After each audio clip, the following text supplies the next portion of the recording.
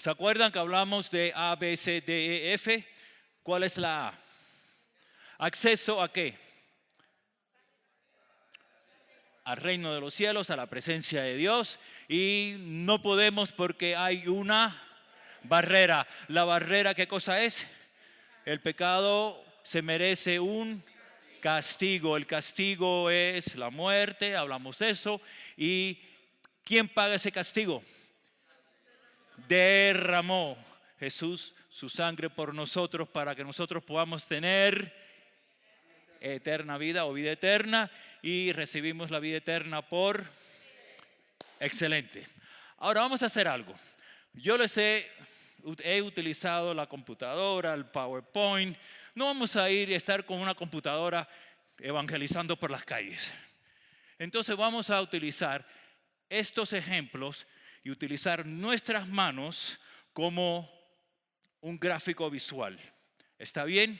Entonces yo se lo voy a demostrar y vamos a tomar unos minutos y practicar. Creo que la mayoría, si no todos, tenemos un celular. Si no tienes un celular, podemos usar cualquier cosa, hasta una piedra. Aquí yo tengo estos mentas. Cualquier objeto podemos utilizar para hacer esta ilustración. La ilustración va así y es siguiendo estos pasos. Le estoy predicando, le estoy compartiendo el evangelio a la señora Juana. Señora Juana, mire usted. Supongamos que mi mano derecha representa a todos nosotros. Miren acá. Y que mi celular representa los pecados que hemos cometido. Nosotros, pecados. Somos pecadores, ¿no es cierto? Y supongamos que esta mano representa a Dios. Queremos tener acceso a la presencia de Dios. Nosotros, Dios. Pero ¿qué es lo que hay? Una barrera. El celular es la barrera. No importa lo que tratamos, intentemos, ofrezcamos a Dios, la barrera nos impide llegar a Dios. ¿Ok? Entonces tenemos acceso, barrera. ¿Qué sigue? Castigo. Dios, lo que se merece ese pecado es castigo o separación eterna de Dios. Por eso es que Dios envió a su Hijo. Vamos a suponer que esta mano ahora que dijimos que representaba a Dios, ahora es Cristo, que es Dios hecho hombre. Mírenle cómo yo lo hago. Dios hecho hombre, Dios que descendió, ¿no? Dios se hizo hombre en la persona de Cristo, y Cristo, que nunca tuvo pecado, pagó nuestros pecados por nosotros. Esto está en Primera de Pedro 2:24, que dice que Él, Cristo, llevó nuestros pecados en su cuerpo sobre el madero. ¿Conocen el pasaje? Para que nosotros que estábamos muertos a los pecados, vivamos a la justicia, y por su herida fuimos sanados. Ok, entonces Cristo veo mucha distracción. Vamos a tratar de enfocarnos un poco, ¿ya? Traten de, cada vez que escuchen un ruido, no se volteen. No sean niños que están constantemente distraídos. Traten de enfocarse en lo que está ocurriendo aquí. Lo que está ocurriendo aquí es lo que está pasando aquí ahora. Vinieron a aprender, vamos a aprender a enfocarnos. Ok, una vez más. Esta mano representa a todos nosotros y esta mano representa a Dios. Mi celular representa los pecados que hemos cometido. Queremos llegar a Dios, pero hay una barrera que nos separa de Dios. Y esa barrera es el pecado que se merece un castigo, que es separación eterna de Dios. Supongamos que ahora que esta mano que es Dios, ahora es Cristo, que muere por nuestros pecados, carga con nuestros pecados, derramó su sangre, como hemos hablado. Ahora aquí viene una pregunta. Y esta pregunta es clave, porque lo que he visto yo, que las personas cuando hago la siguiente pregunta no han entendido todavía. Miren lo que ocurre. Aquí estamos nosotros con pecados. Cristo carga con nuestros pecados. Supuestamente, ¿cuántos pecados quedan por pagar? Ninguno. Cuando le hacemos la pregunta, señora Juana, si Cristo pagó todos sus pecados, ¿cuántos le quedan por pagar? No entiende. Y se ponen a pensar, uy, quedan muchos. Tú no me conoces, todo lo que yo he hecho. Y los futuros. Ok, hay que repetir la ilustración. Ok, señora Juana, aquí está usted y estos son sus pecados. Este es Cristo. Cristo muere, carga con todos sus pecados, pasados, presentes y futuros. ¿Cuántos le quedan por pagar? Entonces mira y me ve que tengo 5 dedos y me dice, 5. No. Entonces tenemos que repetir otra vez. No importa, una vez estábamos en la plaza, no en la plaza, por San Jerónimo, y estábamos compartiendo en la calle a las personas, y había un borrachito, ¿no? Un poquito tomado, y dijo, a mí a los borrachos no me gusta hablarles, porque es una pérdida de tiempo, pero dije, vamos a intentar, no luce que está muy borracho. Y el hombre, cada vez que le preguntaba, ¿cuántos pecados le quedan por pagar? Me miraba y como que yo se lo habré repetido unas 20 veces. Y hasta que él no me respondió correctamente, yo no iba a parar. Y él aceptó a Cristo, el borracho aceptó a Cristo, para mi sorpresa. Pero no demos la respuesta hasta que la persona no diga, no queda ninguno por pagar, no continuemos. Entonces, Cristo pagó, no queda ningún pecado por pagar. Ahora todo lo que usted tiene que hacer es, ¿qué es lo que queda? Poner fe, ¿no es cierto? Fe en que Cristo murió por usted. ¿Okay? ¿Les gusta la ilustración? Es simple, la persona puede visualizar el asunto. Nosotros, pecado, Dios, barrera, ¿no? Cristo muere, carga por los pecados, no queda nada, tienes que poner tu fe en Cristo. Vamos a practicar unos minutitos y antes de avanzar. Saquen sus celulares, llaves, cualquier objeto y vamos a practicar todos. ¿Está bien? Porque de nada vale que aprendamos esto y no lo memoricemos, no lo captemos bien. ¿Ok? ¿Todos tienen? ¿Listos? Ok, repitan conmigo. Ok, es importante que si ustedes van a utilizar, yo estoy acostumbrado a utilizar mi mano derecha para el hombre y mi mano izquierda para Dios. No importa cuál mano utilicen. Si van a utilizar la derecha para Dios o para el hombre, que sea siempre esa mano para el hombre y viceversa, porque si no ustedes se van a confundir, oye, este es Dios, este es el hombre, y ustedes mismos se van a confundir presentando el evangelio y van a crear confusión. ¿Ok? Entonces, ¿listos?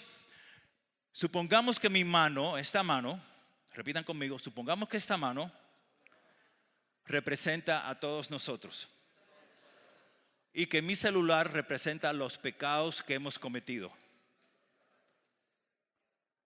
Somos pecadores. ¿Y que esta mano representa a Dios? Cuando queremos llegar a la presencia de Dios, existe una barrera que nos separa de Dios. Ahora, ese pecado se merece un castigo. Y apuntan para el pecado. El pecado se merece un castigo que es la muerte eterna. Pero Cristo, supongamos ahora que esta mano es Cristo, que es Dios que vino y se hizo hombre. Cristo, que no tenía pecado, muere en una cruz para pagar por nuestros pecados. Si Cristo los pagó todos, le queda algo por pagar. Y ahí, pausa. Hasta que la persona responda correctamente. Cuando la persona entiende y dice, ninguno. Y van a ver el asombro, porque se van a dar cuenta, nada. Y es interesante ver la reacción de las personas en su cara. Nada, no tengo que pagar nada. No, nada, Él lo pagó todo. Entonces, ahora, todo lo que tienes que hacer, poner tu fe en Cristo, que murió por ti. Okay, y ahora, ¿se acuerdan las 2 preguntas conclusivas? ¿Tiene esto sentido para ti? ¿Quisieras recibir a Cristo como tu Señor y Salvador? Okay. Ok, ese es el evangelio, ese es el núcleo y depende de las personas lo que pregunten, porque hay preguntas, hay dudas, pues podemos contestar. Ok, vamos a continuar. Ahora vamos a regresar a donde estábamos. El gráfico siguiente a donde nos quedamos anoche, de la ilustración del carrito.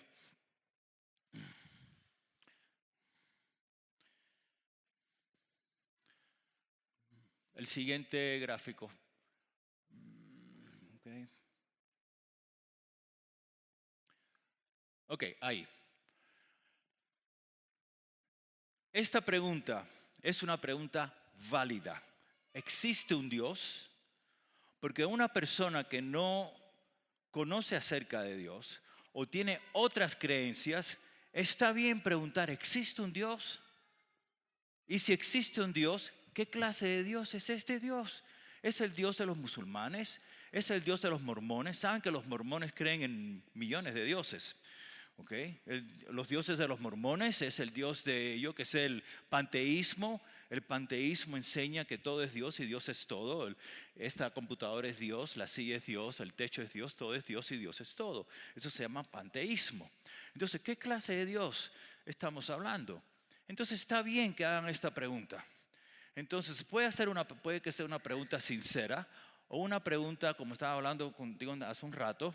Hay dos tipos de personas y esto es importante que entienda cuando ustedes presenten el evangelio. ¿Okay? Hay un tipo de persona que están seriamente buscando la verdad. Le llamamos a esas personas que es serias en su búsqueda, en sus preguntas. Pero hay otro tipo de persona que le llamamos personas curiosas, que nos quieren hacer perder nuestro tiempo. Hacen una pregunta, le contestamos. Cuando le contestamos, hacen otra. Le contestamos esta y hacen otra. Y todo lo que quieren hacer es hacernos perder el tiempo. Yo me acuerdo una vez, cuando yo trabajaba como bombero, tenía un compañero y yo estaba compartiendo con otro compañero acerca de ciertas profecías bíblicas. Y este otro, se llama Oscar, él estaba escuchando. Y entonces yo termino de hablar y entonces Oscar se me acerca y me dice, David, explícame más de lo que le estabas hablando al otro. ¿Quieres saber? Vamos a mi oficina. No, yo no tenía oficina, pero fuimos a un cuarto privado. Y le compartí esto con las manos, el evangelio. Entonces, y él escuchando. Y cuando al final le pregunto, Oscar, ¿tiene esto sentido para ti? Me dice, sí. Después le hago la siguiente pregunta. ¿Quisieras recibir a Cristo como tu Señor y Salvador? Y él fue bien sincero conmigo. Me dice, no. ¿Por qué? Y me dice, a mí me gustan mucho las mujeres. Yo soy mujeriego. Y si yo sé que si yo acepto a Cristo voy a tener que cambiar mi estilo de vida. Y yo no voy a cambiar mi estilo de vida por aceptar a Cristo. A mí me gustan las mujeres. Por lo menos él entendía que si venía a Cristo tenía que cambiar su estilo de vida. Lo entendía clarito. Yo no le mencioné nada. Solamente le mencioné a Cristo. Pero fue sincero. No estoy listo. Ok. Tú sabes cómo ponerte en contacto conmigo. Trabajamos juntos. Y ahí quedó esa conversación. Y así hay personas, por lo menos son sinceras, y hay personas que son curiosas. No perdamos el tiempo con personas curiosas, que no son sinceras en su búsqueda. Y a veces no podemos identificar a ambas. ¿Cuál es cuál? ¿Okay? Entonces, existe un Dios. Vamos a suponer que Dios no existe. Yo tengo que avanzar. Yo tengo el control. Ok. Dios no existe. Okay, hay dos opciones, o Dios existe o Dios no existe, ¿no es cierto? Solamente dos, ok. Si Dios no existe, esta vida no tiene propósito absoluto y todo termina en la muerte. Esto es el ateísmo. Entonces, creo que lo van a... para citar Santiago nos habla de que la vida es como neblina que aparece por un tiempo y luego se desvanece. Prácticamente lo que hablamos anoche. Para el ateo, todo lo que existe es esto. Esta vida que está por un tiempo es una neblina, aparece y después se desvanece. ¿Okay? y todo termina en la muerte. La muerte tiene la victoria y es la que vence, porque para el ateo no hay esperanza. Esto es todo. Y si esto es todo, la vida no tiene propósito en lo absoluto. Ok. Entonces, Eclesiastés habla de vanidad. Vamos a avanzar un poquito. Y miren, esto no está funcionando bien. En el libro de Eclesiastés habla de vanidad de vanidades. ¿Saben la palabra que aparece en Eclesiastés, en el original? La palabra vanidad significa una burbuja. ¿Han visto un globo, una burbuja que aparece y después revienta y desaparece? Esa es la vida. Si no existe Dios, esto es todo lo que hay. No hay otra cosa. ¿Ok? Me gusta esta cita de C.S. Lewis. Uy, no se puede ajustar, ¿no? Ahí quedó. Dice que C.S. Lewis habla de que la vida no es más que una chispa insignificante entre la fría y desierta oscuridad.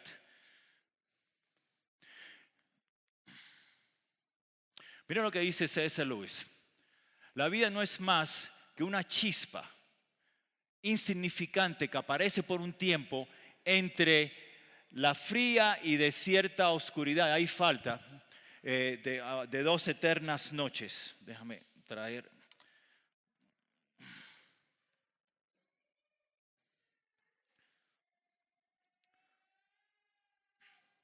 Dice, la vida para el ateo no es más que una chispa insignificante entre la fría y desierta oscuridad de 2 eternas noches. Imagínense la eternidad.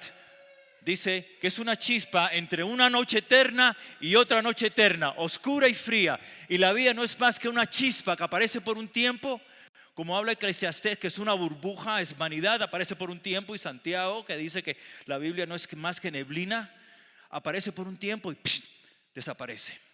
Imagínate, si no tenemos a Dios, si Dios no existe, eso es todo lo que tenemos. No hay esperanza para nosotros, no hay propósito, no hay nada. Vamos a avanzar. Vamos a ver si van a tener que operarlo ustedes. Esto no me está funcionando desde acá. Ok. Si Dios no existe, miren esto, quiero que piensen en esto ahora. Si Dios no existe, tampoco el sufrimiento existe. Porque si Dios no existe, lo inmaterial, el alma, el espíritu, porque nosotros no solamente sufrimos físicamente, pero hay tal cosa como un sufrimiento, una herida en el alma. Cuando algo nos ofende con palabras, no es una ofensa física. ¿Dónde está ese dolor? No es físico, es interno, es en la parte inmaterial del ser humano. Entonces, si Dios no existe, todo es neurología, es una reacción neurológica, física. Entonces la persona que dice más herido emocionalmente, eso no existe para el ateo. Si Dios no existe, todo lo que existe es físico, moléculas. Y sabemos que sí existen las heridas emocionales. Entonces, ¿cómo podemos justificar las emociones, el aspecto no físico del ser humano, si Dios no existe? Para el ateo todo es físico. ¿Okay? Entonces, el ateo está atrapado en un mundo que él no puede justificar. Una vez yo le digo a una persona que me dice, un familiar mío, estábamos en mi casa, estábamos almorzando y salió a la conversación y me dice, Dios no existe. A ver, ¿dónde está Dios? Yo no veo a Dios. ¿Dónde está Dios? Dios no existe. Darte una vuelta y decir que Dios no existe. Yo le dije, cuando llegues a tu casa hoy y le digas a tu esposa y a tus hijos que los amas, esas palabras no tienen significado. ¿Qué significa el amor? Si Dios no existe, todo es físico, todo es una reacción neurológica. ¿Qué cosa es el amor? ¿No te gusta sentir el abrazo de tus hijos? No, es que ese sentimiento no puede existir porque todo es físico para el ateo. ¿Me hago entender? ¿Estamos o estamos perdidos? Jonas está durmiendo. O estás despierto. Tengo que hablar más alto yo. Yo te tengo fichado, hermano. Ok, vamos a avanzar un poquito.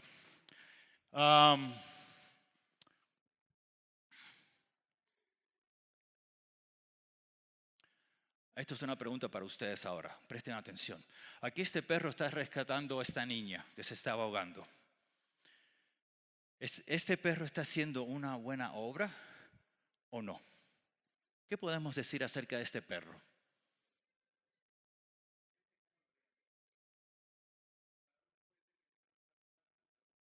No, pero en realidad lo que ocurrió es, la niña se está ahogando y el perro está entrenado y el perro rescató a la niña. Ahora, esta acción, esto es lo que ocurrió. Vamos a definir la acción. ¿Una acción buena? ¿Mala? O yo que sé, ¿existe alguna otra opción? ¿Qué piensan? ¿Buena? ¿Buena? ¿Buena acción? ¿Seguro? No, no, habla alto. Se ha entrenado, pero la acción en sí, entrenado o no entrenado, hizo tal acción. Vamos a categorizar la acción. Buena, un buen acto, una buena acción. No, tienes que hablar alto. Yo soy sordo y tú me estás hablando. Imagínate.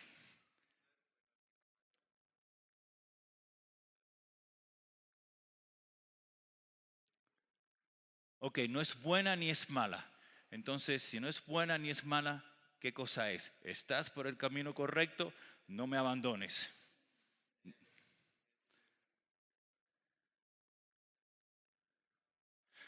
Pero el entrenamiento no importa.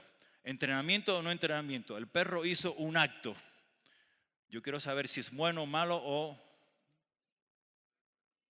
no es bueno ni es malo. Sigue, no me abandones. Continúa, que vas bien. Concluye tu respuesta.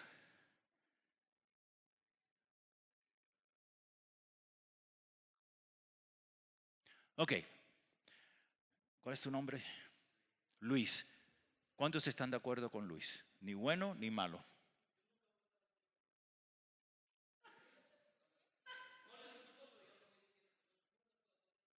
No te oigo. Nunca está de acuerdo.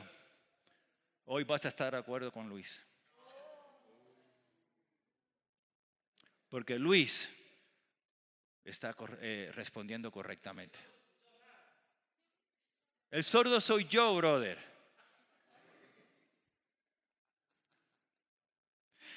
Ok, ahora los que dicen que esto es una buena acción,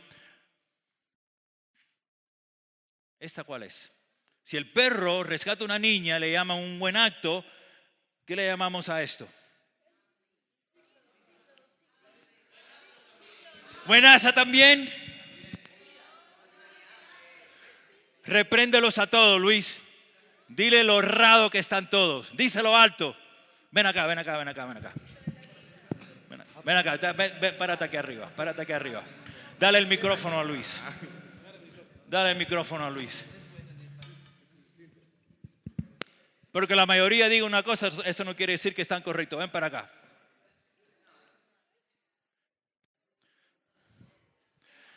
Ponte el micrófono.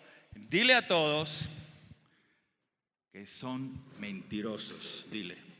Son mentirosos. Están equivocados, dile. Están equivocados. No saben lo que están hablando. No saben lo que están hablando. Dile, estos animales no han hecho ni bueno ni malo. Estos animales no han hecho ni bueno ni malo. Ya, ahí está dicho ya, gracias. Escuchen esto, los animales no cometen actos morales, solamente nosotros. No pecan. Si el perro rescata a una niña y le decimos que eso es un acto bueno, esta leona está cometiendo un asesinato, ¿sí o no? Hay que juzgarla, llevarla a una corte. ¿Quién va a llevar a una leona a una corte? Los animales cometen solamente actos. Los seres humanos cometemos actos morales. Diferenciamos entre el bien y el mal, solamente los seres humanos. Okay. Entonces, sí. Alto. Pero ¿por qué cuando el animal, en el caso de los perros, sí mata a un niño, lo sacrifican? Es un tipo de juicio, de alguna forma. Bueno, la persona que mata al perro es porque está preveniendo que se repita ese acto. No, el dueño decide al momento. Pero, por ejemplo, si alguien aquí mata a otra persona, tú agarras una pistola y ¡fum! Como lo harías con el perro, no, lo llevas a un juicio. Claro, Hay pero evidencia, testigos, hay que ser juzgado de una manera diferente a como trataríamos con un animal. En algunas legislaciones sí existe un juicio para los animales. Ok, supongamos que existe tal juicio. El hecho de que el ser humano decida juzgar un animal, y lo hacemos porque nosotros decidimos en relación a los animales quién vive y quién muere, pero conscientemente el animal no sabe que está cometiendo un acto bueno o un acto malo. El animal trabaja por instinto, ¿no? Por ejemplo, vamos a hacer una diferencia entre... No, podemos continuar esta conversación, ¿ok? ¿Cuál sería la diferencia? Y quiero que piensen en esto. Entre los seres humanos y los animales. Ambos comemos, ¿no es cierto? Los animales devoran. Los seres humanos se ponen una servilleta, utilizan cubiertos. Nosotros cenamos, disfrutamos la comida. Es diferente. Los seres humanos se congregan. Aquí tenemos una congregación. Nos reunimos, nos congregamos políticamente, familiarmente, de muchas maneras. Los animales no. Los animales no eligen como elegimos nosotros. Por ejemplo, otro ejemplo. Nosotros componemos obras de arte, poesías, obras musicales. Los animales no. Nosotros podemos aprender otros idiomas. Los animales solamente hablan un idioma. El perro va a ladrar, siempre va a ladrar. Nunca va a aprender a maullar o a cantar como un papagayo. El pájaro va a cantar la misma melodía generación tras generación. Entonces existe una diferencia entre los seres humanos y los animales. Eso es lo que quiero establecer, que hay una diferencia entre nosotros y los animales. Hay un debate inconclusivo que dicen que los animales, hay cristianos que piensan que los animales tienen alma, diferente a nosotros. De repente sí, no lo podemos probar. Pero el punto es que los seres humanos hacen una diferencia entre el bien y el mal. Los animales no establecen tal diferencia de la manera que nosotros la hacemos. Y piensan, ¿mato o no mato? Los animales, los instintos de los animales son los siguientes. Cuando tienen hambre, matan. Cuando quieren tener relaciones sexuales, buscan con quién. Y cuando están cansados, duermen o descansan. Ahí terminó. Okay. Ellos no construyen viviendas como construimos nosotros. En fin, las diferencias son muchas. No sé si me hago entender. ¿O estás en desacuerdo conmigo todavía? Habla, que aquí estamos para estar en desacuerdo, no te preocupes. Creo que sí hay muchas diferencias, pero creo que corresponden al nivel de inteligencia, ¿no? Que tienen para resolver sus problemas, ¿no? Tanto los humanos. Pero en el caso de los animales, o sea, decir que de repente no tienen ética, no saben lo que es lo moral, lo que es bueno, lo que es malo y todo eso, pienso que más corresponde a una convención que tenemos nosotros de pensar de esa forma. ¿Que nosotros operamos moralmente por convención? No, me refiero, Oh. o sea, que lo que nosotros pensamos acerca de ellos. ¿Ok? Es como una convención, es como que un grupo se pone de acuerdo y dice, es así para los animales y entonces es así, ¿no? Ok, Y yo creo que hay un debate. eso es un punto de vista, pero si nosotros utilizamos las escrituras como base, ¿crees en la Biblia? Sí, Ok. Cuando Dios crea al hombre, lo pone encargado de la creación, para que domine sobre la creación. Entonces no es una convención humana que decide, esto es lo que vamos a hacer con los animales. Dios pone al hombre encargado de dominar sobre la creación que Dios ha creado. Eso lo vemos en Génesis. Pero Dios le dice al hombre, cuida. Eso no le da lugar o libertad al ser humano de abusar de la creación de Dios. ¿No es cierto? Entonces no tenemos una responsabilidad de cuidar lo que Dios ha creado. Pero eso no, la única diferencia que estoy tratando de hacer aquí es, nosotros somos seres morales, los animales no. ¿Ok? El animal internamente nunca va a meditar antes de actuar y decir, no voy a cometer este acto porque es un acto erróneo. El animal no piensa así. Este animal tiene hambre y va a matar por instinto. No lo piensa dos veces. y nosotros como humanos cuando tenemos hambre también matamos. Nosotros Porque, matamos. claro, pero no a nuestros semejantes, sino a Sí. otras especies. Sí. En el caso de los animales, hay casos en que los perros se detienen cuando están peleando con otro perro y no lo llegan a matar, se detienen. Ujú. Pero sí vemos que comen ratones a otras especies por alimentar, hasta por diversión, ¿no? Ujú. Pero nosotros matamos vacas, matamos gallinas para alimentarnos también. Para alimentarnos. Ajá. Y creo que Dios nos ha dado esa potestad. ¿Ok?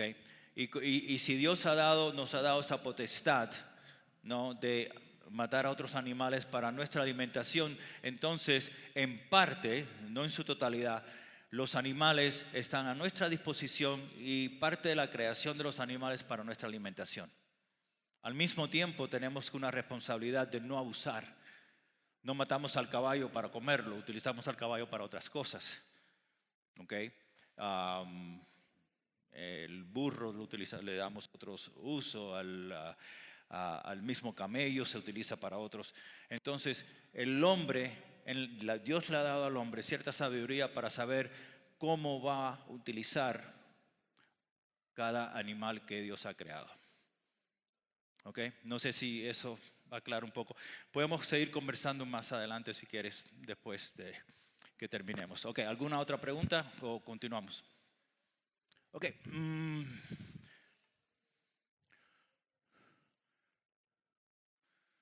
Okay. Vamos a hablar un poquito de dualismo, creencia en Dios, dioses. Este es otro punto de vista acerca de una filosofía que es en Japón le llaman el yin yang. Se trata de establecer un balance, un equilibrio en el universo. Entonces, miren esto. Estos dos dioses, estas dos supuestas fuerzas en el universo, a uno le llaman buena y a otro le llaman mala. La pregunta que yo hago es, ¿por quién decide, por qué escoger llamarle a una buena y a otra mala?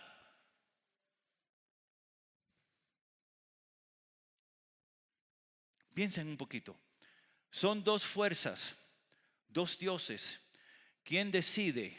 ¿Por qué? Si no hay y lo que estoy tratando de establecer, si no hay una autoridad máxima, un Dios máximo que decide lo que es bueno y lo que es malo, nosotros decidir que esta fuerza es buena o este Dios es bueno y este Dios es malo, ambos están operando en un universo que ¿quién lo creó?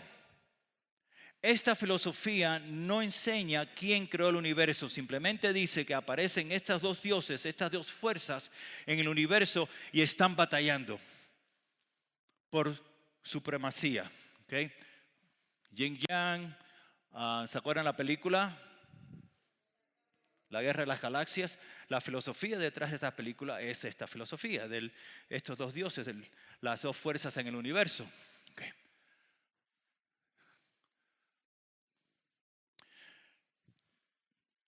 ¿Qué tiene que existir para que el mal exista? Ya que estamos hablando que existe el bien y el mal, son dos fuerzas al mismo nivel. Vamos a ver si esto es que puede ser cierto. Dos fuerzas, bien y mal, batallando a partes iguales, al mismo nivel. ¿Puede ser esto cierto? Que el bien y el mal están al mismo nivel batallando en el universo. ¿Sí o no? Ok, regresando a la pregunta. Para que el mal exista, ¿qué tiene que existir? Piensen un poquito. El bien. Entonces, el bien, si el bien no existe, ¿puede existir el mal?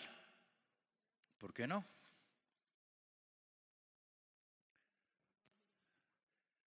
Si no existe el bien, ¿el mal puede existir? ¿Por qué no? ¿Estás bien? Mantente firme, desarrolla tu argumento. Si el bien no existe, el mal no puede existir. ¿Por qué no? ¿Mm?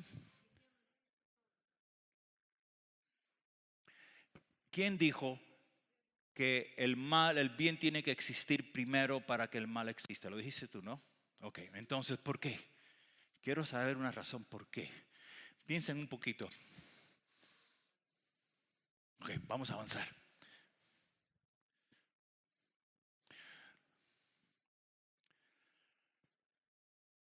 ¿Qué se necesita para que existan las sombras? Luz. Si no hay luz, ¿hay sombras? Todo es igual. Bueno, si no hay luz y el sol no está, es toda oscuridad. No hay sombra. La sombra es el bloqueo de la luz, lo que produce la sombra. Entonces tiene que haber luz para que exista la sombra. Tiene que haber bien para que el mal exista. ¿Por qué? Miren este ejemplo. Esto es un cáncer en la cara. Si eliminamos el cáncer, que es algo malo, tenemos una cara sana, buena. ¿Ok? Eliminamos el mal, el bien permanece. Pero pudiéramos nosotros eliminar la cara para que el cáncer permanezca.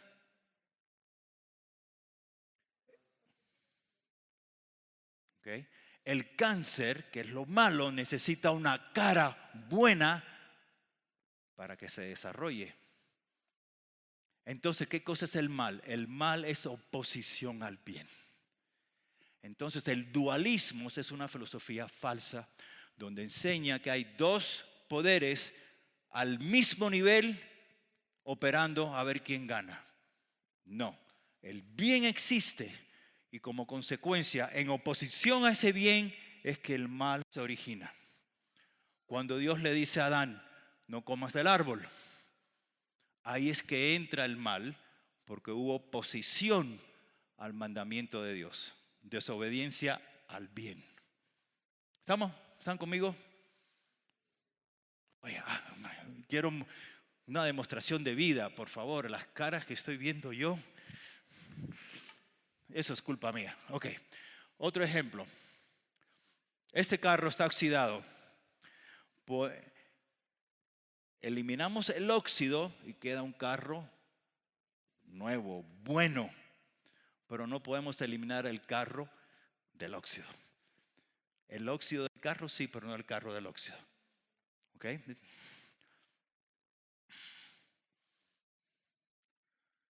Deísmo. ¿Alguien sabe qué cosa es el deísmo?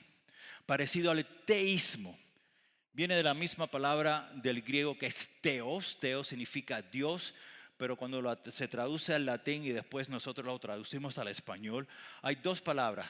Teísmo, que es lo que nosotros creemos en un Dios, creemos, ese es el teísmo, pero deísmo, también creen en Dios, pero diferente. No, creen en un Dios, pero lo que enseña el deísmo es que el Dios crea el universo, le da cuerdas al universo como un reloj, lo pone en marcha y Dios se va a pasear por el universo. Esto no está animando. Entonces Dios crea el universo, pone todo en marcha, le da cuerda al mundo y se va a pasear. Abandona su creación.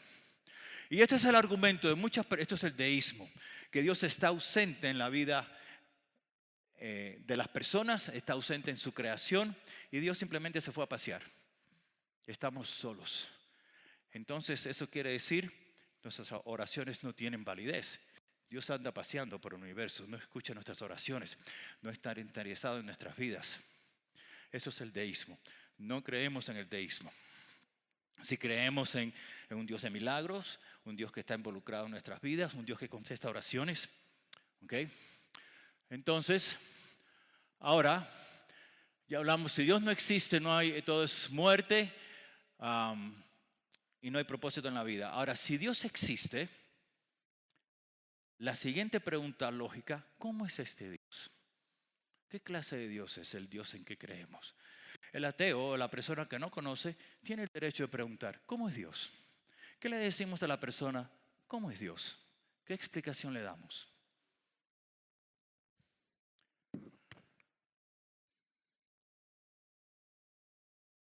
¿Es espíritu? ¿Es cierto? ¿Qué significa eso? Sí, espíritu. Yo no veo el espíritu. ¿Ah? ¿Es vida? ¿El autor de vida puede ser? ¿Ok? Ahora, ¿quién más quiere tratar de explicar a Dios? Vamos a tratar de explicar a Dios. ¿Cómo explicamos a Dios? La persona que nos pregunte, ¿cómo es Dios? Ok, tiene atributos, omnipresente, está presente en todas partes. Otro atributo, omnipotente. Ahora, vamos a suponer, ok, lo hice muy rápido. La siguiente punto es que Dios, para conocer a Dios, Dios tiene que revelarse. Si vamos a conocer algo acerca de Él. Todo lo que han dicho ustedes, lo sabemos porque Dios se ha revelado. Entonces, una persona que no conoce, lógicamente, si vamos a conocer a este Dios, y no decir que es el de los musulmanes o de los mormones o el de otros tipos de dioses, el verdadero Dios tiene que revelarse para poder conocerlo. ¿Se ha revelado Dios? ¿Sí o no? ¿Cómo? ¿Cuándo? ¿En dónde? En forma de su Hijo. Ahora, miren esta ilustración. ¿Okay? Vamos a suponer que vamos a la selva, una parte bien remota de la selva donde estas personas no han visto, no conocen la civilización, no conocen lo que es un carro. Y nosotros les decimos, ¿saben qué? En la civilización hay carros que corren veloz, bien rápido. Y ellos no entienden, nunca han visto un carro. Y nos preguntan, ¿como un caballo? Más rápido que el caballo. Y que tiene 4 patas como el caballo. ¿Cómo es que este carro camina? Nunca han visto un carro. ¿Cómo es que le explicamos a una persona lo que es un carro? ¿Cuál sería la manera más fácil de explicar cómo es un carro? Exactamente. Este es el carro. Ese es el que te gusta a ti, ¿no? Entonces, en lugar de tratar de explicar, el carro tiene un motor. ¿Qué cosa es un motor? Tiene llantas. ¿Qué cosas son llantas? No entendemos llantas. Tiene esto. No entienden porque nunca han visto. Si le mostramos una foto, ahí entiende. ¿Cómo es que Dios ha manifestado en la persona de Cristo? ¿Se acuerdan cuando Tomás le dice a Cristo, Señor, muéstranos al Padre y nos basta? ¿Cuál fue la respuesta de Cristo? El que ha visto a mí, ha visto al Padre. Yo soy Dios, ya me están viendo. No hay más explicación. Yo soy Dios. Entonces, ahí tenemos la respuesta del Dios verdadero. El Dios verdadero se manifestó de una manera física, viva, entre su creación. Y por eso es que podemos conocer a Dios. Los demás dioses, ¿dónde están? Los dioses de de las naciones que son ídolos hechos por sus propias manos, de madera, de barro, de yeso, de metal. No, Dios se manifestó. ¿Cómo pudo probar Cristo que Él era Dios? Y vamos a ver si avanzamos un poquito. Ok. Aquí tenemos 4 objeciones más. Okay. Cuando nos dicen todos los caminos son iguales, ¿no? Todos los caminos llegan a Dios. ¿Cómo respondemos a esta objeción? Ahora, estas 4 objeciones, todos los caminos, todas las religiones, Dios no existe y la Biblia es un mito. Son 4 objeciones que nos dicen que a nosotros y las personas se oponen. ¿Cómo podemos contestar a cada una de estas objeciones? Cada una de ellas toma aproximadamente 2 horas y lo vamos a hacer correctamente. Pero vamos a tratar de reducir estas 4 objeciones presentando a Cristo. Si nosotros podemos presentar a Cristo, okay, en lugar de tratar de responder a cada una, dejar que Cristo responda a las 4. Las 2 primeras, todos los caminos y todas las religiones son iguales, son muy parecidas. Todos los caminos conducen a Dios, todas las religiones son iguales. ¿Cuál fue la explicación de Cristo en relación a todos los caminos llegan o conducen a Dios? Yo soy el camino. Ahí tenemos una respuesta. No un camino, el único camino. Sinónimo a que todas las religiones son iguales. No, Cristo dijo, yo soy el camino. Quien ha visto a mí ha visto al Padre. Dios no existe, ¿ok? Cristo dijo, yo soy Dios. Él se presentó como Dios, explicó, yo soy Dios. Y la otra, la Biblia es un mito.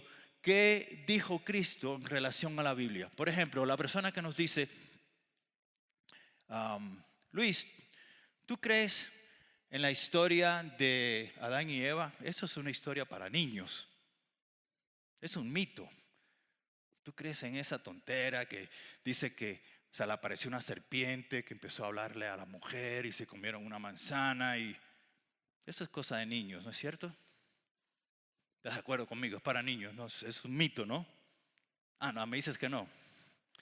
¿Qué tal la historia de un profeta que se lo tragó una ballena? Dice, ¿ustedes creen ese cuento de hadas? Hermano, usted no lo cree, ¿no? Una ballena que se tragó a un hombre y después lo escupió el tercer día, creo que fue, ¿no? Y salió vivito y coleando y se fue a predicar a una ciudad llamada Nínive. Ustedes no creen eso, ¿no? ¿Y qué tal dicen que a un hombre lo tiraron a un pozo de leones y sobrevivió? Eso es para niños, ¿no? Y así podemos, a veces se burlan de las historias de la Biblia. ¿Y saben algo? Cristo habló de la creación y dijo, esto fue un hecho verídico. Habló de Jonás, que estuvo 3 días y 3 noches. Cristo citó todas las divisiones principales del Antiguo Testamento, dándole el sello de aprobación. Estas historias fueron verídicas. Entonces Cristo nos está dando la respuesta a estas 4 objeciones. Entonces, ¿no te gusta la respuesta de Cristo? Arréglatelas con Él, porque eso fue lo que enseñó Cristo. Ahora nosotros tenemos que presentar, ya que Cristo habló de la manera que habló, tenemos que probar si en verdad Cristo era Dios. Vamos allá.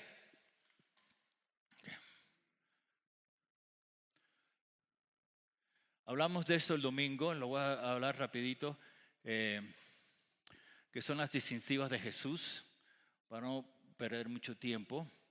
¿Se acuerdan? Cristo clamó ser Dios hecho hombre. Nadie ha clamado ser Dios hecho hombre. Tuvo un anunciante, Juan el Bautista, sanó enfermos, resucitó a muertos, echó fuera demonios y alimentó a 5,000. Nadie en la historia ha hecho semejante ninguna de estas cosas. ¿Okay?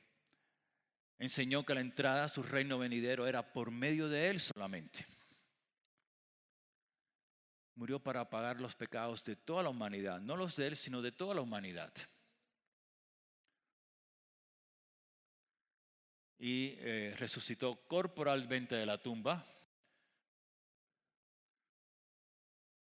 Regresará a establecer su reino y a juzgar a toda la raza humana. Esto está, yo no lo había programado así, dando vuelta las letras. Eso está en PowerPoint, por eso creo que se ha cambiado. Y todos estos eventos fueron profetizados antes de su nacimiento, aún dónde y cuándo le iban a hacer.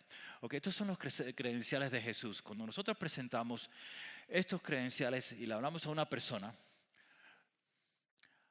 ahora queremos atraer a la persona a los pies de Cristo. Si la persona ha sido paciente suficiente de escuchar todos estos credenciales, ahora la pregunta es, porque no estamos diciendo todavía que todo esto es cierto, estamos diciendo que eso es lo que Cristo clamó ser. De repente todo es mentira. Ahora, si estas cosas son ciertas, es la pregunta a hacer, ¿no crees? Entonces, ¿no crees tú que la vida y enseñanza de Jesús deberían de ser el enfoque en tu vida? Si todo esto es cierto, entonces Cristo debería ser el enfoque en tu vida, ¿no es cierto? No solamente estamos dando información, sino queremos traer a la persona a los pies de Cristo. Y finalmente le preguntamos, ¿quisieras ver lo que dice el registro? ¿Qué registro? ¿A qué registro me estoy refiriendo? El registro histórico. ¿Cuál registro? La Biblia. La Biblia es un registro histórico. Fíjense que no estoy utilizando la palabra Biblia, sino un registro histórico, porque estamos presentando la Biblia como un documento histórico que tiene actos, eventos en la historia que han sido verídicos. Y todos estos pasajes se encuentran toditos en el libro de Lucas. Si sabemos dónde están, podemos presentar todos estos detalles a una persona que nos pregunta, a quien le estamos presentando el Evangelio. Ok, reglas. Es mejor hacerlo con una persona, de uno a uno. No presenten esto con un grupo de personas, porque de repente una persona está interesada y va a haber otra que no está interesada y va a influenciar a la persona que está interesada.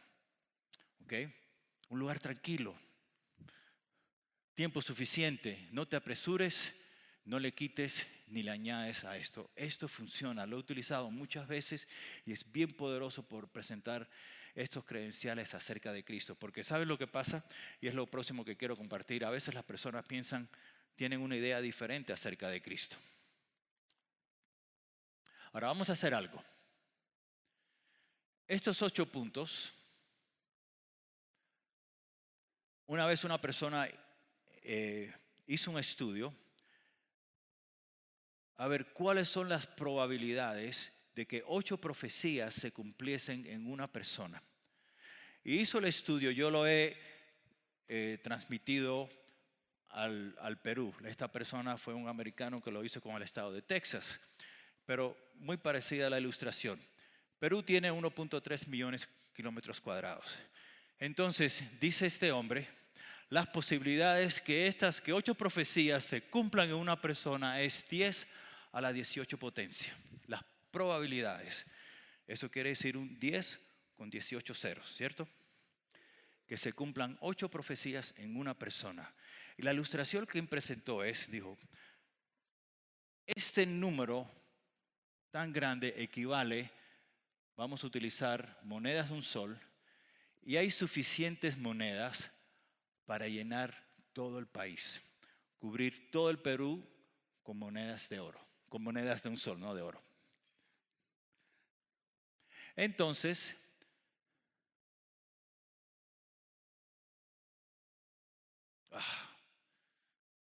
ok,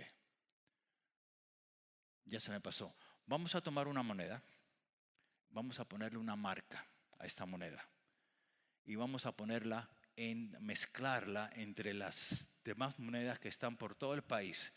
Ahora vamos a pedir a una persona. Aaron, ¿quieres cooperar? ¿Te gusta tirarte un paracaídas? Okay. Aaron se va a tirar de un paracaídas con los ojos vendados. ¿En dónde quieres aterrizar? El Callao, ok. Bueno, se salió, ok. Ahí aterrizó en el Callao. Ahora la tarea para Aaron es con los ojos vendados, él no sabe, él puede ir hacia el norte, hacia el sur, hacia el este o hacia el oeste. Tiene una sola oportunidad de encontrar la moneda. La primera que él agarre tiene que ser esa moneda con esa marca. ¿Podrá Aarón encontrar esa moneda?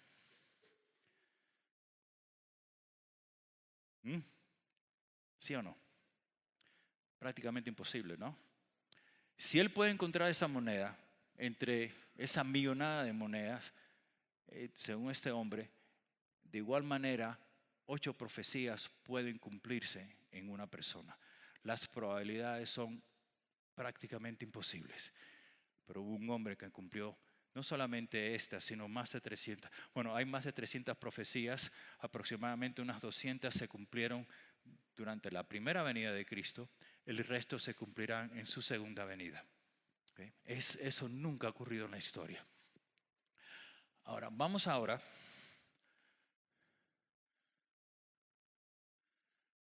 Esta es otra objeción, no objeción, sino que dicen, ok, yo acepto a Cristo como un buen hombre. ¿Puede haber sido Cristo un buen hombre? Si Cristo, porque rechazan a Cristo como Dios, dicen Cristo no puede haber sido Dios, Él fue un buen hombre. O otra posibilidad es, Cristo fue un buen maestro, uno entre tantos. No lo aceptamos como Dios, lo aceptamos como un buen maestro. ¿Sí o no? ¿Qué piensan? Un buen hombre, un buen maestro, pero no como Dios. ¿Aceptaríamos esa postura? ¿Por qué no?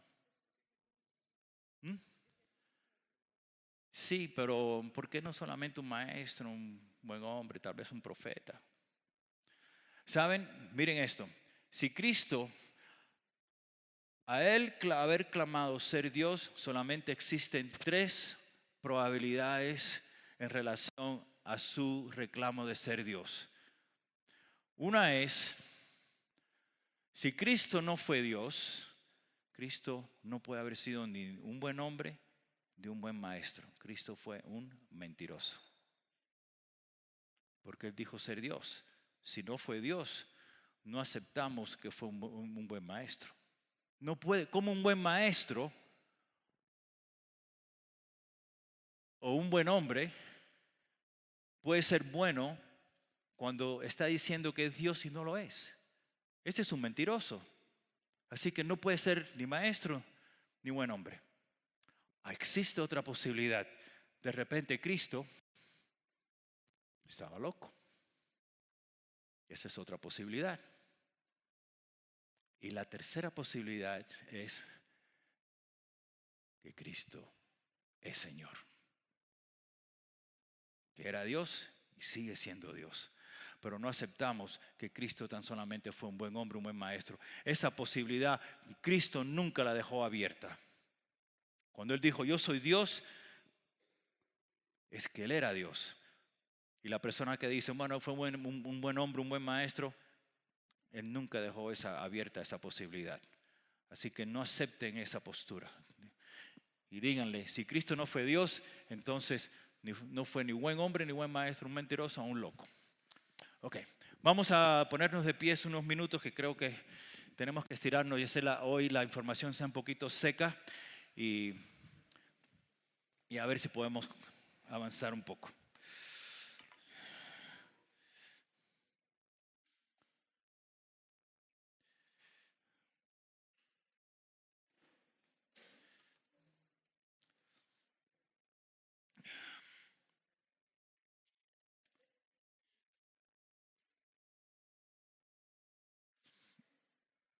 Ok.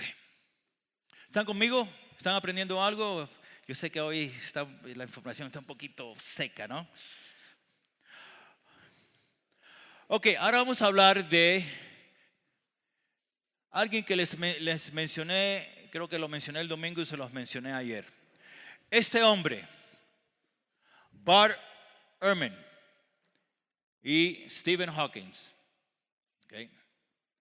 Este hombre, Bart Ehrman, como ya he mencionado, tiene una maestría en divinidades.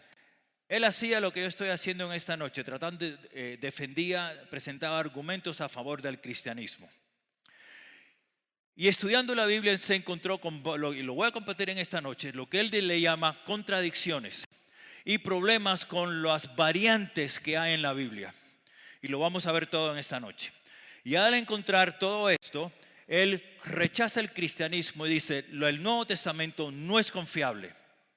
Y hoy en día él dice ser un agnóstico y sus clases tienen que ver con destruir el cristianismo, presentar argumentos en contra del cristianismo. Y yo se los voy a presentar en esta noche, a ver si podemos tratar de contrarrestar estos argumentos.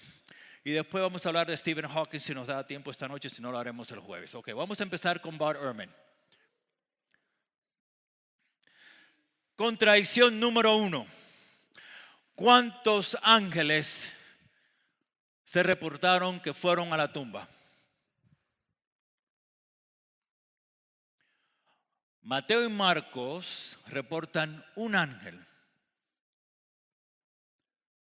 Lucas y Juan reportan 2 ángeles. ¿Es esto una contradicción? Jonah, ¿qué piensas?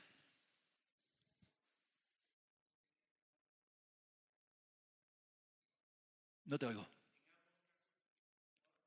Hubo ángeles, pero uno dice una cosa, otro dice otra. ¿Cómo reconciliamos esta diferencia entre los reportes de los evangelios? Puede ser un problema de traducción, una mala traducción, eso es una posibilidad. ¿Cómo explicamos este problema? Ok, esa es la contradicción número 1. Les voy a explicar la solución y después vamos a ver otras contradicciones. No, vamos a la otra y después la explicamos. Las otras contradicciones son, ¿cuántas mujeres fueron a la tumba? Mateo menciona a 2 Marías. Marcos menciona a 2 Marías y a Salomé. Lucas menciona también a 2 Marías, y no son las mismas, son diferentes, y menciona a Juana. Y Juan solamente menciona a María Magdalena. Aquí tenemos, y por nombre, aquí hay sí una verdadera discrepancia. Porque los diferentes evangelistas están mencionando, uno dice no fue fulana, otro dice no fue ciclana, las mujeres que fueron a la tumba. ¿Cómo es que, y yo lo escuché con mis propios oídos porque yo tengo su curso, que él dijo, estos son contradicciones, estas son 2 de las excusas que este hombre, Bart Ehrman, utiliza para decir que el Nuevo Testamento es inconfiable, no podemos confiar en él, se contradice. Miren esto.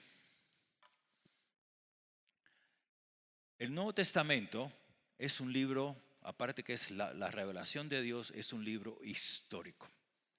Estos escritores son historiadores. Son hombres que escribieron relatos históricos. Todo historiador, cuando escribe una historia, presenta su punto de vista. Les voy a dar un ejemplo. Por ejemplo, mi esposa, antes de venir a Cristo, ella era judía, vivió en Israel y demás. Y ella simpatiza mucho con los judíos por el hecho de que durante la Segunda Guerra Mundial, Hitler exterminó a más de 6 millones de judíos. Y ella ha leído más de 100 libros que hablan del Holocausto y los relatos de la Segunda Guerra Mundial. Más de 100 libros, eso es bastante.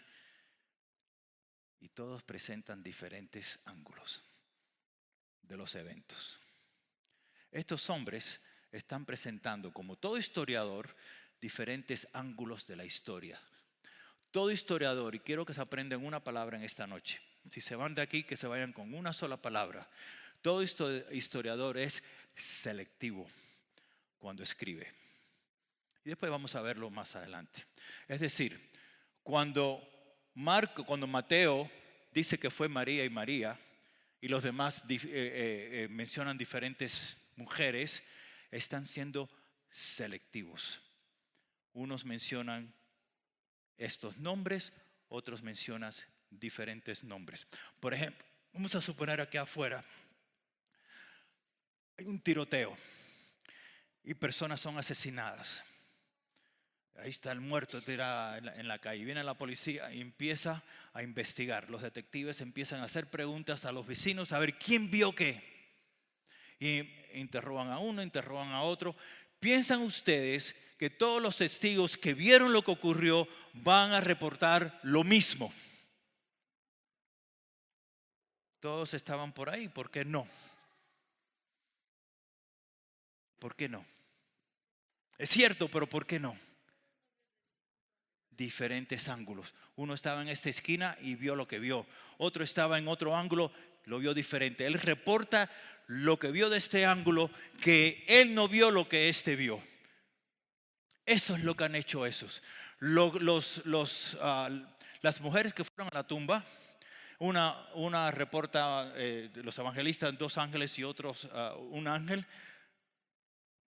Si habían 2 ángeles, había por lo menos uno, para empezar. Y el hecho de que reportan un ángel y otros 2, eso no es una contradicción, eso es siendo selectivo. De repente, no importa la explicación, en el momento, el impacto de la resurrección, yo estoy seguro que estas mujeres no se están poniendo a contar si habían 1 o 2 ángeles. Vieron ángeles y uno dice, bueno, 1, 2. Y eso es lo que reportaron los escritores.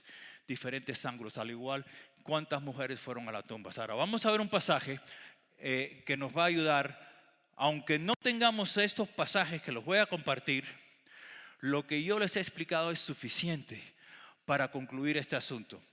Y este hombre, Bart Ehrman, debería de saber, y yo sé que él lo sabe, que todo historiador es selectivo. No hay ningún relato histórico de un evento histórico donde 2 historiadores van a presentar exactamente la misma historia, porque los detalles son muchos. Okay. ¿Cuántos vieron la película? ¿Vieron la película? Ok. ¿Cuál de las 2 versiones es correcta? ¿El Titanic se hundió intacto, así sin partirse en 2, o se partió en 2? En la película. ¿Saben algo?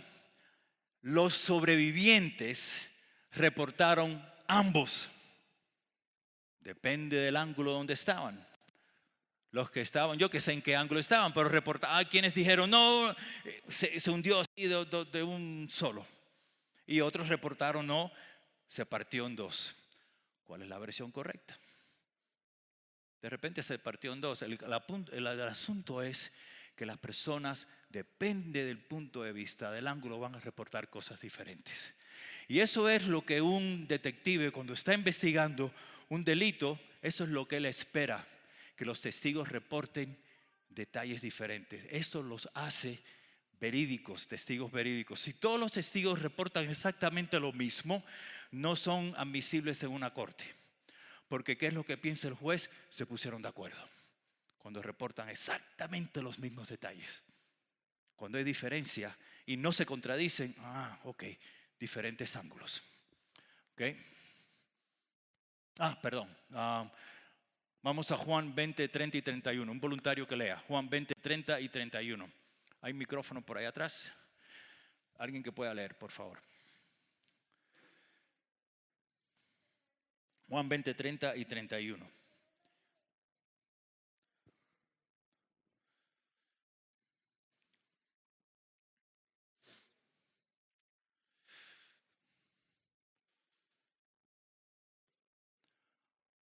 ¿Quién lo tiene? Amén. Dice así. Okay. Juan 20, 30, 31 dice: Jesús hizo muchas otras señales milagrosas en presencia de sus discípulos, los cuales no están registradas en este libro, pero estas se han escrito para que ustedes crean que Jesús es el Cristo, el Hijo de Dios, y para que al creer en su nombre tengan vida. ¿Cuántas cosas hizo Cristo según el pasaje?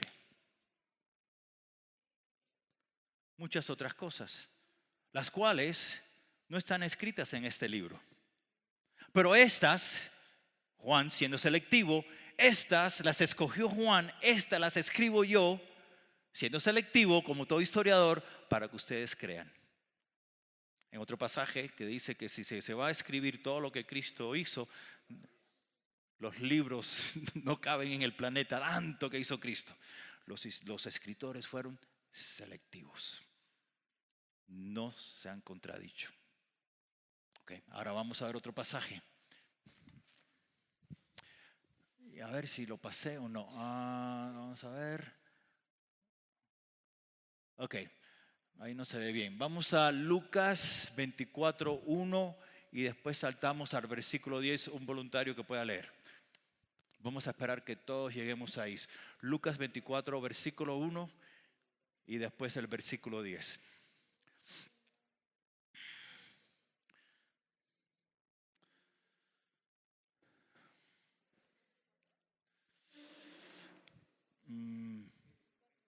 Lucas 20, uy, ay, qué lindo está, ahora sí.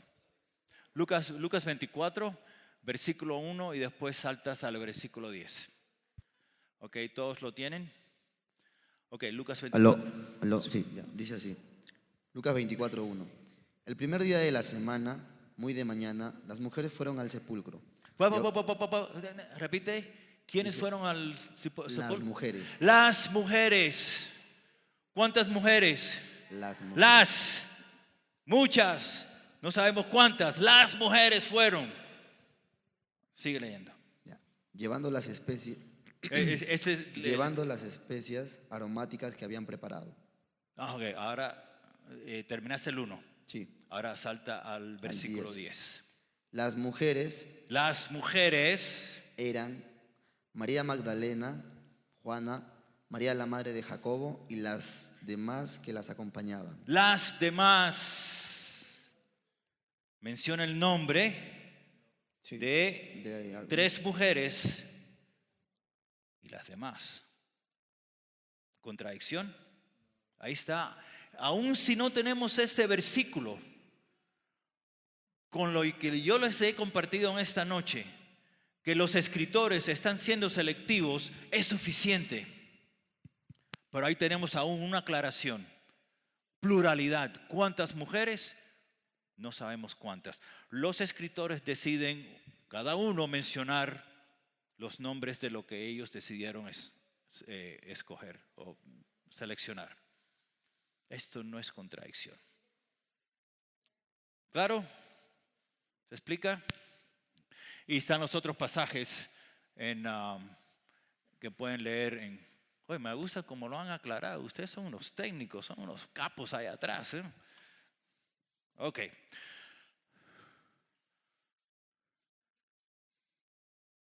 Punto crucial.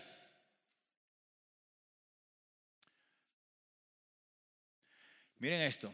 Vamos a suponer, si el Nuevo Testamento es solo un libro de literatura antigua, un libro cualquiera, uno más de literatura antigua, que tiene más errores que factores. Vamos a suponer que el Nuevo Testamento está lleno de errores y contradicciones. Podemos argumentar un evento. ¿Cuál es ese evento principal? La resurrección ocurrió. Vamos a suponer que el Nuevo Testamento está lleno de errores. Aún así podemos, y ese es el punto crucial. Un evento ocurrió. Y esa es la base de nuestra creencia, la resurrección.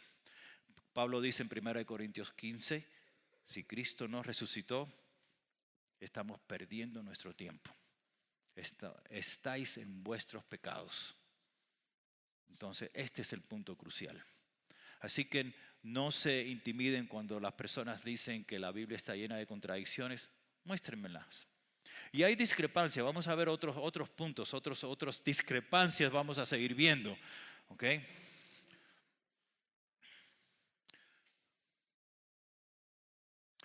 Un poquito de información. Nosotros tenemos hoy día, ¿saben en qué idioma se escribió el Nuevo Testamento?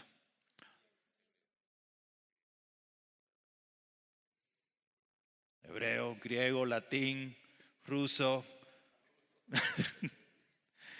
Ok, ¿en qué idioma se escribió la Biblia? Vamos a empezar por ahí. El Antiguo Testamento, hebreo y porciones en arameo. ¿Y el nuevo? Griego. Ok, en griego. Entonces, los manuscritos originales, los que escribieron los apóstoles y los escritores, no existen. Así que no se atormenten por eso. No sé. ¿Por qué no existen? Estaban escritos ahora les voy a explicar un poquito. Originalmente en papiros. Papiro es un tipo de trigo que crece alrededor del río Nilo. Se utilizaba lo convertían en papel, lo tejían y ahí escribían, pero se desintegraba, no duraba. Y estas cartas eran leídas y leídas y transportadas. Con el tiempo se gastaban y habían que hacer copias y copias y copias y copias, porque estas se desintegraban, se gastaban y había que seguir copiando, tenerlas en vivo. El número de copias que tenemos del Nuevo Testamento en lo que es libros completos y fragmentos del Nuevo Testamento en griego son casi 6,000. Creo que ya han encontrado, creo que hemos pasado 6,000 copias en griego. Manuscritos, quiero decir, escritos a mano. Manuscrito, escrito a mano. Este documento aquí que se llama Codex Vaticanus, significa el Códice Vaticanus. Se llama Vaticanus porque está en el Vaticano en Roma. Códice, la palabra códice significa bloque. Y de ahí derivamos el nombre, la palabra libro, porque un libro es en forma de un bloque. Eso es lo que significa codex o códice. Primero se escribían en rollos y después más adelante empezaron a escribirlos en forma de libro. Este manuscrito y otro que se llama el Códice Sinaiticus, porque está en un monasterio en el monte Sinaí en Egipto. Y ahí se encuentra. Estos dos manuscritos están escritos aproximadamente en el año 325 y son las Biblias completas más antiguas que existen. Este es el Vaticanus y el Sinaiticus, aproximadamente entre el año 325 y el año 350. Ahora yo les voy a dar mucha otra información. Les voy a mostrar el documento más antiguo del Nuevo Testamento que existe. Es así, pequeñito. Es una porción del Evangelio de Juan. Se calcula que esa porción fue escrita entre el año 100 y 125. Hay quienes que le han puesto fecha de antes del año 100. Se calcula que Juan escribió su evangelio entre el año 80 y 90 y sus epístolas un poco después, en los 90 y tantos. Entonces, si este manuscrito es la década de los 90 o tal vez 100, está muy cerca al original. Es interesantísimo. Mantengan eso en mente porque es precioso lo que nosotros poseemos cuando viene al Nuevo Testamento. No hay documento de la antigüedad que se acerque a lo que nosotros tenemos en el Nuevo Testamento. Vamos a ver algunos detalles. Ok. Este es la porción que les acabo de decir del Evangelio de Juan. Está en una, creo que es la biblioteca en Londres, sí, la biblioteca o museo, creo que es el museo en Londres. Ahí está, perdón. Puede que sea, no me acuerdo ahora, pero sé que es un museo en Londres. Y le llaman el P52. P significa papiro. El número 52 representa el papiro el número 52 en el orden de publicación, porque a veces se encuentran manuscritos pero no los publican todavía porque hay que investigar, concluir la fecha, y una vez que lo publican le asignan un número, y este es el manuscrito número 52 publicado, que es en forma de papiro. Y es el documento más antiguo del Nuevo Testamento que poseemos. Es una porción por ambas caras. ¿Okay?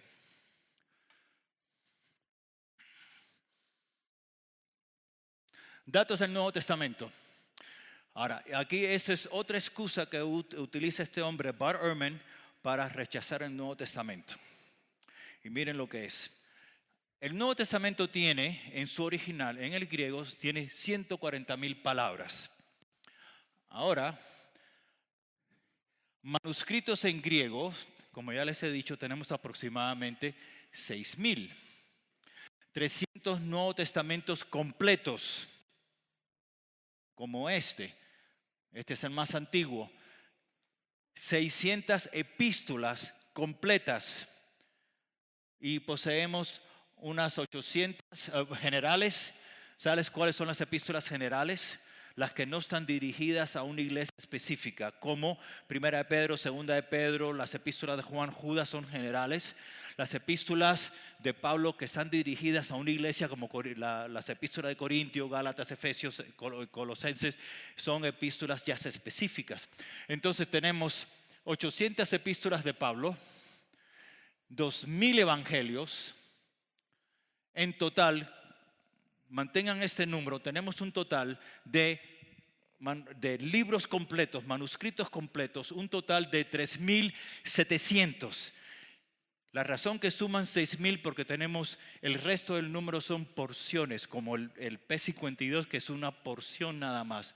Estos son libros completos de manuscritos en el griego. Y existen miles y miles y miles de manuscritos en otros idiomas.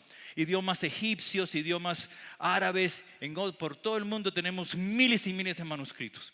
Es increíble la cantidad de documentos que poseemos del Nuevo Testamento. Ok, ahora vamos a... ¿Cuántas palabras dije que tenía el Nuevo Testamento?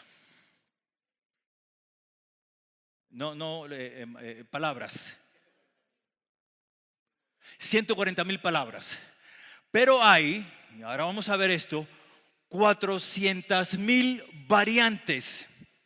¿Cómo es que pueden haber 140,000 palabras y 400,000 variantes? ¿Qué cosa es una variante? Una variante es vamos a dar un ejemplo.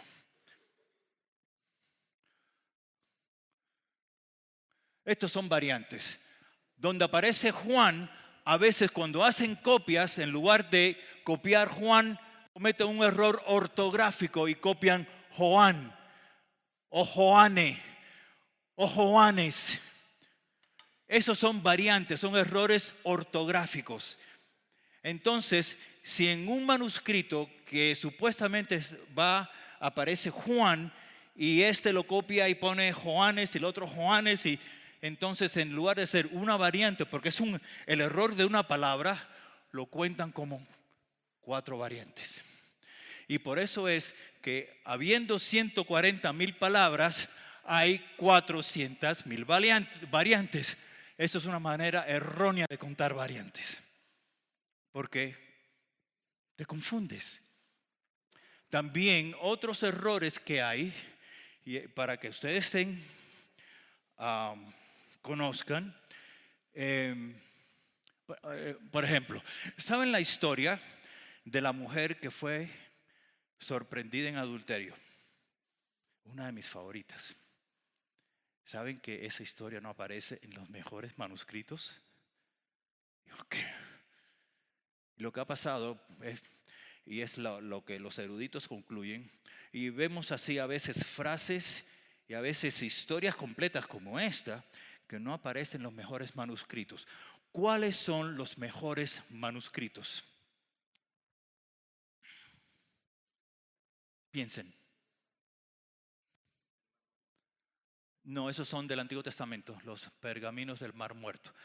Estamos hablando del Nuevo Testamento. Los más confiables serían los más antiguos, los que más se acercan a los originales, porque aquí está el original, una copia, de esta copia se hace otra copia y así sucesivamente tenemos miles de copias.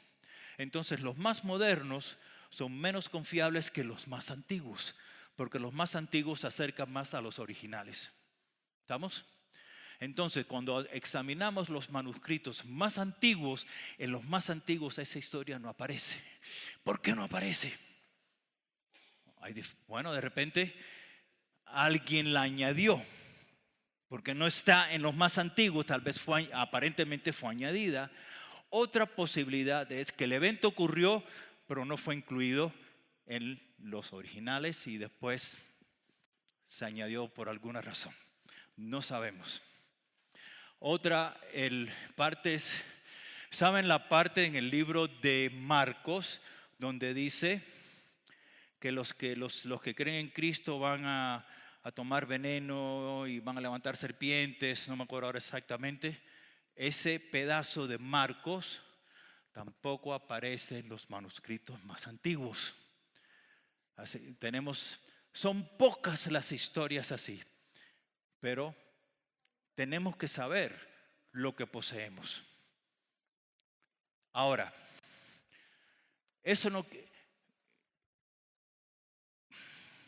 quitando estas historias que les he mencionado, y hay tal vez uno o dos más, eso no contradice ninguna doctrina, no altera los documentos que tenemos, la confiabilidad de los documentos y las doctrinas que aparecen en los documentos.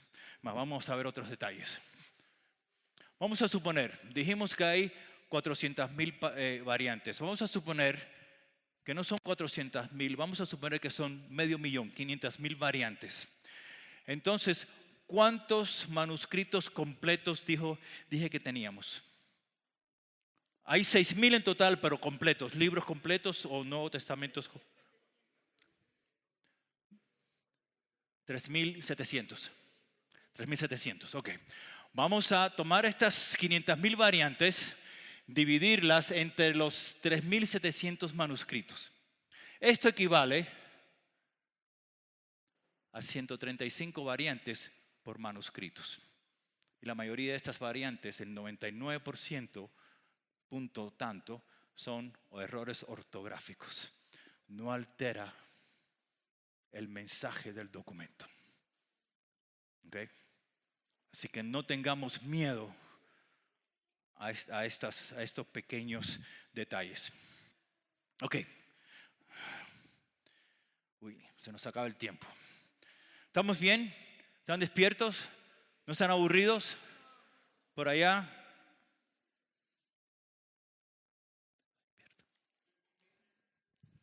Ok. Sí. ¿Perdón? No te oigo, tienes que hablar alto. ¿Cargo? Oh, el canon. Ok, buena pregunta. Gracias por esa pregunta. La palabra canon, ¿alguien sabe lo que significa la palabra canon? ¿Ah? No. Canon son los libros aprobados. Cierto. La palabra canon significa vara de medir. Entonces, lo que se ha hecho es los primeros padres. ¿Quiénes son los padres de la iglesia? Están los apóstoles en el primer siglo. Ellos mueren. Entramos al segundo siglo. En el segundo siglo empiezan a escribir muchos, a ellos a partir del segundo siglo, a ellos se le llaman los padres de la iglesia, porque ellos continuaron con la tradición. Y empezaron a escribir muchísimos libros. Muchos de ellos apologéticos, porque empezaron a surgir muchas doctrinas falsas. Empezaron a decir, Cristo no es Dios. Entonces había mucha confusión. ¿Quién es Cristo? Empezaron a escribir ellos, los padres de la iglesia, a partir del segundo siglo, argumentos y empezaron a estudiar. ¿Quién es Cristo? ¿Quién es Cristo? ¿Quién es Cristo? Vamos a estudiar. Y escribieron muchísimo defendiendo quién era Cristo. La conclusión fue, en el concilio en Nicea, en el año 325, se reunieron todos los obispos. Los obispos eran los pastores. La palabra correcta para pastores en el idioma original es obispo. Hoy en día le llamamos pastores, pero originalmente se le llamaban obispos. La Iglesia Católica se ha robado el término, pero bueno. Entonces, se reunieron todos estos obispos y a discutir este asunto. ¿Quién es Cristo?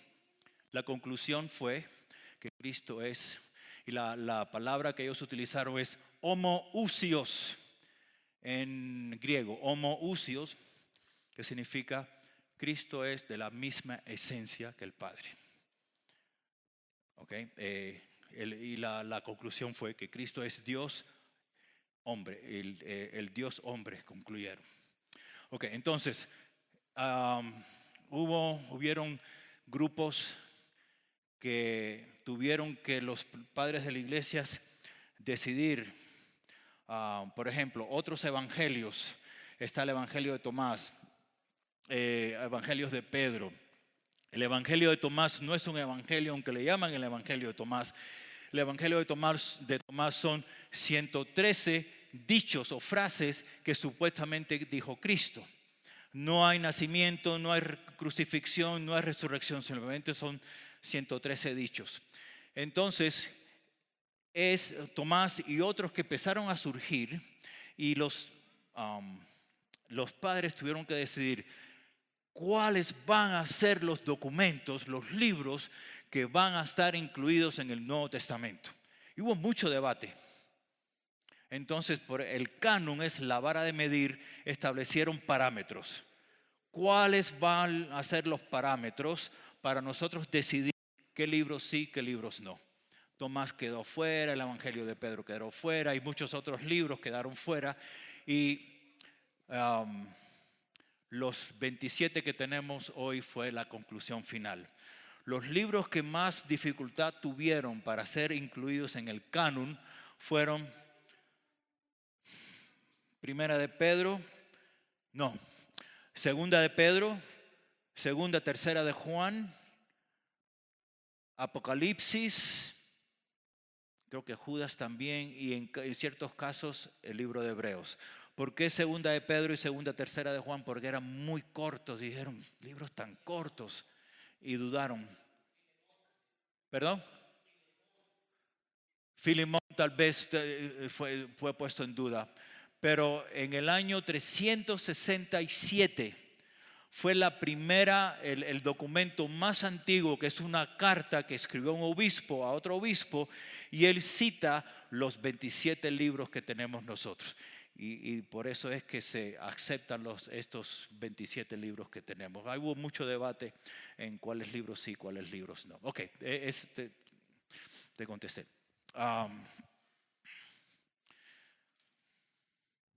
Y el libro de Apocalipsis, porque no sabían qué hacer con Apocalipsis. ¿Qué hacemos con este libro? ¿Cómo lo interpretamos? Y habían dudas. Y finalmente pudieron concluir que fue escrito por Juan.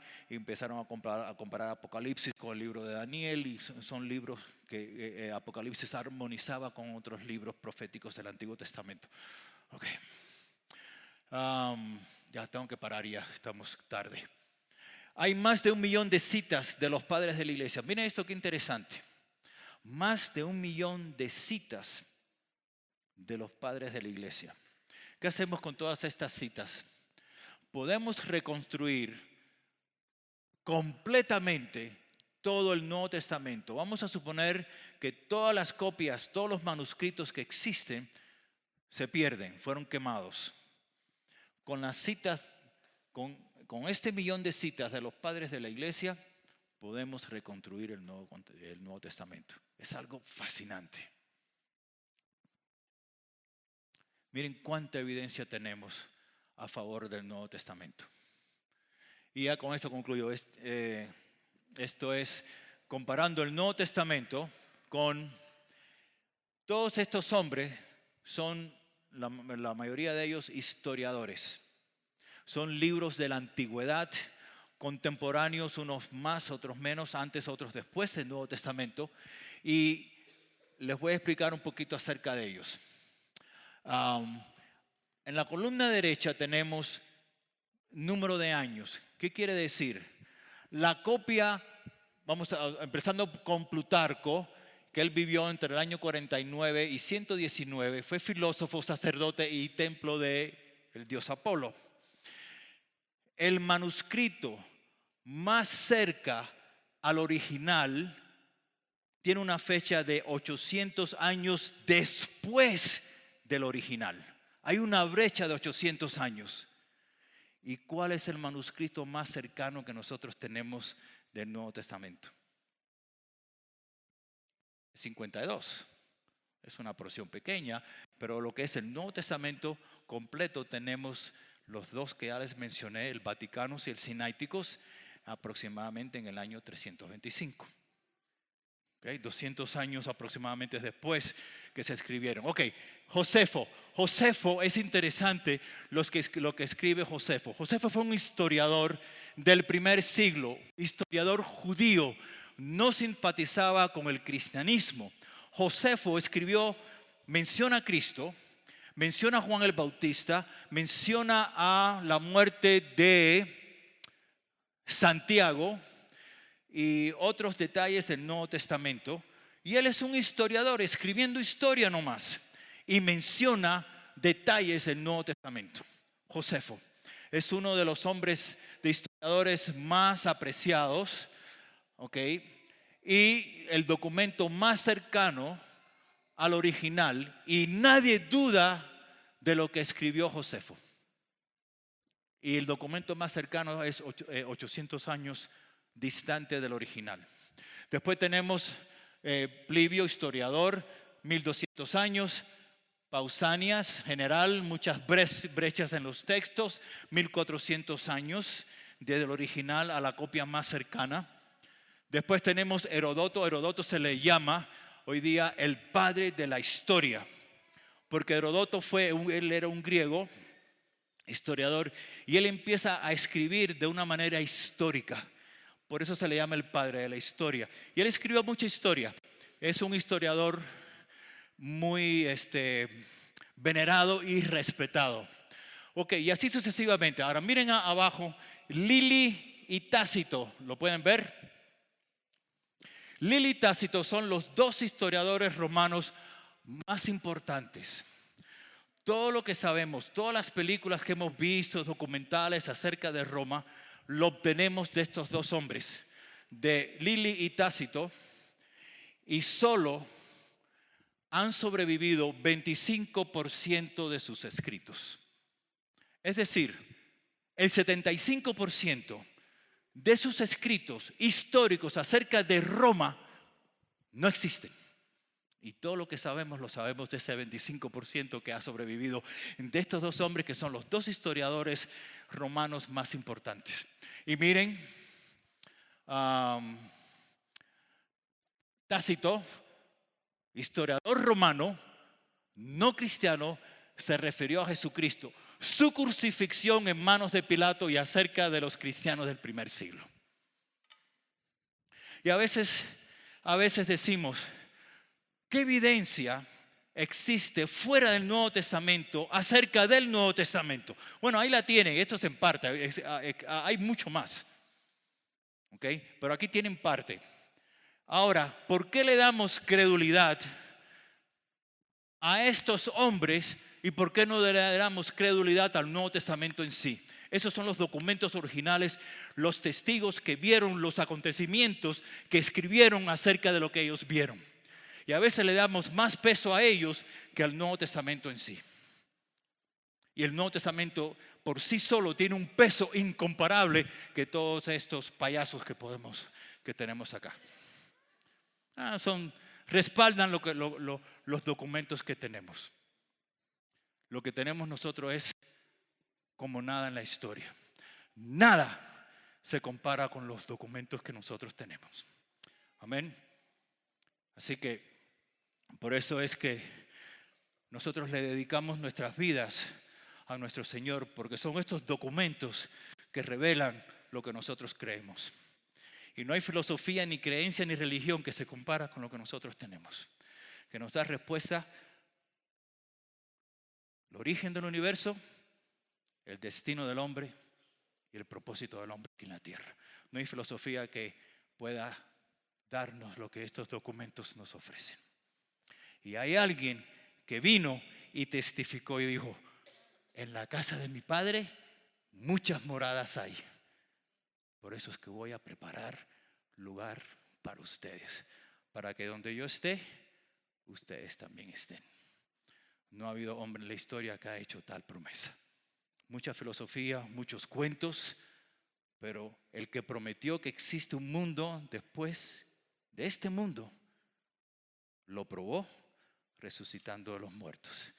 Y ahora el jueves vamos a hablar acerca de la resurrección, las teorías que existen para rechazar la resurrección, cómo se robaron el cadáver, Cristo se desmayó y todos estos cuentos, excusas para rechazar la resurrección. Y vamos a ver, a estudiar cada uno de estos argumentos a ver si en realidad tienen peso, versus lo que nosotros tenemos escrito en los documentos que poseemos. ¿Ok, hermanos? Cerramos.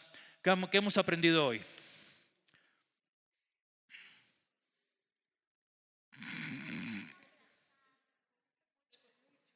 Mucho.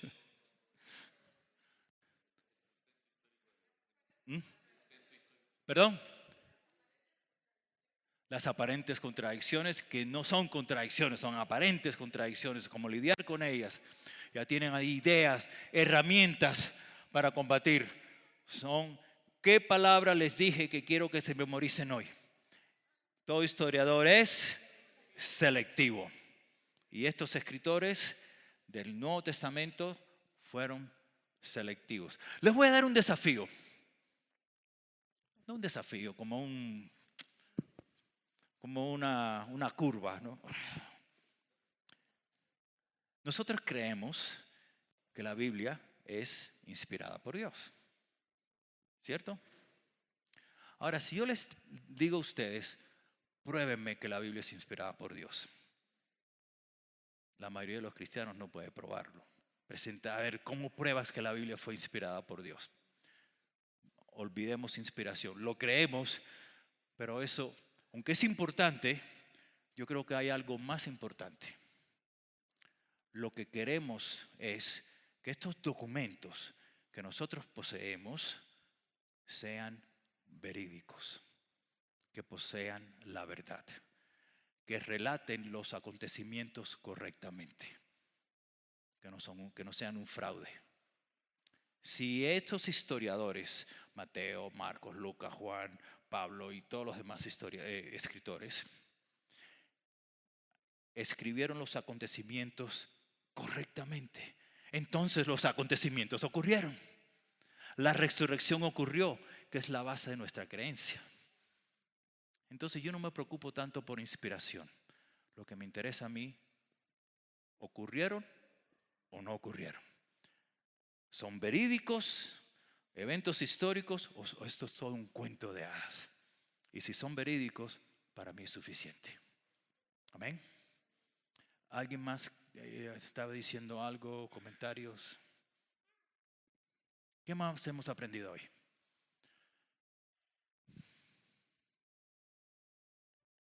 Más nada.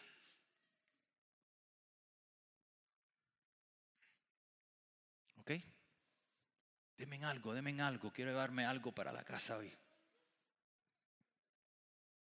Sí.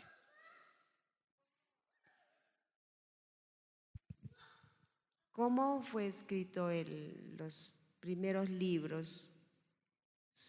Por ejemplo, se le dice que Moisés ha escrito, pero él no estuvo en el principio. ¿Cómo se explica? ¿Cómo se explica que Moisés hablando creación? Ajá, en cuanto a la inspiración. En cuanto a la inspiración. Ajá. Ok, la inspiración es un tema largo.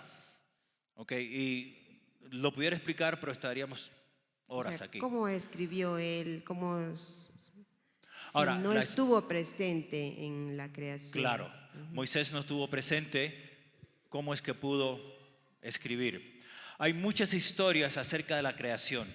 La historia de Génesis no es la única.